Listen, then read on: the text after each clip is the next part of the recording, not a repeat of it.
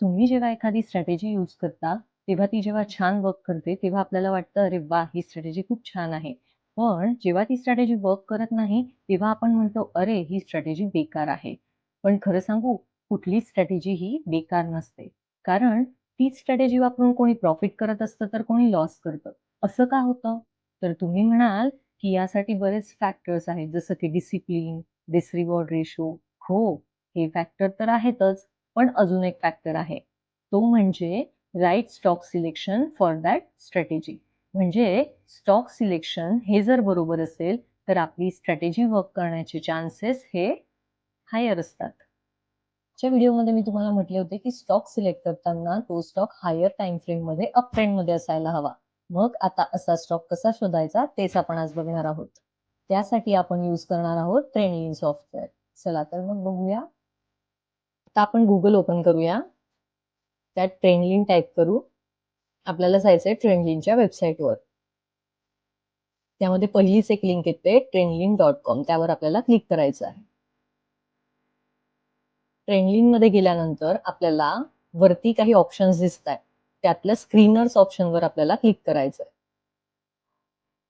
Screeners ऑप्शनवर click केल्यावर खाली लेफ्ट साइडला आपल्याला प्राइस अँड व्हॉल्यूम दिसतंय. त्यावर आपल्याला क्लिक करायचंय. प्राइस अँड व्हॉल्यूममध्ये तिथं खूप सारे स्क्रीनर्स दिसतायत. त्यामध्ये आपल्याला स्क्रीनर सिलेक्ट करायचं आहे नियर 52 वीक हाय स्क्रीनर. नियर 52 वीक हाय स्क्रीनर सिलेक्ट केल्यानंतर आपल्याला तिथं काही स्टॉक्स फिल्टर करून आले. पण आपल्याला तिथे स्टॉक युनिव्हर्स चेंज करायचा आहे निफ्टी 50ला. म्हणजे आपल्याला त्यातले निफ्टी 50 मधलेच स्टॉक फिल्टर होऊन येतील. बिगिनर्ससाठी निफ्टी 50 मधल्या स्टॉक्सवर स्विंग ट्रेडिंग केलेलं सर्वात बेस्ट असतं.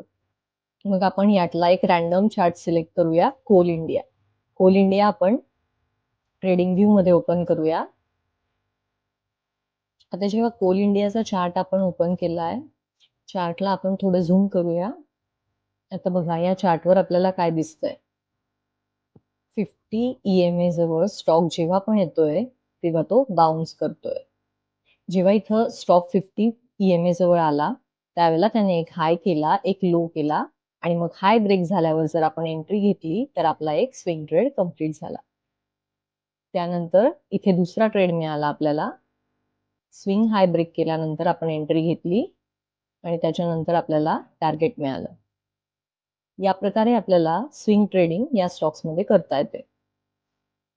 तसंच जर कोणी SNR झोनची स्ट्रॅटेजी यूज करत असेल, तर तो सुद्धा इथे SNR झोन मार्क करून ट्रेड करू शकतो. आपण एक SNR झोन इथे मार्क करूया. आता बघा या SNR झोन जवळ प्राइस जेव्हा ब्रेक करून त्या झोनला परत टच करायला येते, त्यावेळेस आपण ट्रेड घेतला. स्विंग हाय ब्रेक झाल्यानंतर आपण ट्रेड घेतला आणि SL लावला झोनच्या खाली. मग आपल्याला टार्गेट मिळालं 1:2 किंवा मग तुमचा नेक्स्ट SNR झोन. आता आपण याच लिस्ट मधला दुसरा स्टॉक बघूया, ONGC. आता ONGC ला हायर टाइम फ्रेमवर बघितल्यावर तुम्हाला तो स्टॉक कसा दिसतोय? तो स्टॉक एका स्ट्रॉंग अप ट्रेंड मध्ये आहे. मग आपण जर डेली टाइम फ्रेमवर स्विच झालो, तर आपल्याला दिसतंय की तो स्टॉक 50 EMA चा सपोर्ट घेऊन बाउन्स करतोय.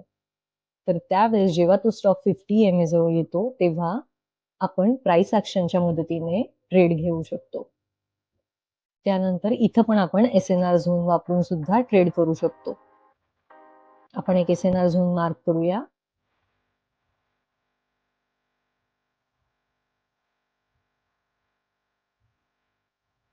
इथे बघा प्राइसने एक SNR झोन ब्रेक केला.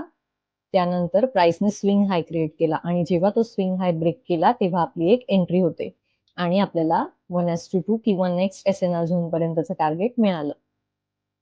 याप्रमाणे तुम्ही त्या लिस्टमधले सगळे स्टॉक चेक करू शकता आणि जो तुमच्या स्ट्रॅटेजी प्रमाणे प्राइस लेवलला असेल किंवा ज्यामध्ये तुमचा ट्रेड प्लॅन होत असेल, तो तुम्ही सिलेक्ट करू शकता. तुम्ही जर कोणती स्विंग स्ट्रॅटेजी ऑलरेडी यूज करत असाल, तर ती या स्टॉक्समध्ये नक्की इम्प्लिमेंट करून बघा. तुमची ट्रेडिंग नक्की इम्प्रूव्ह होईल.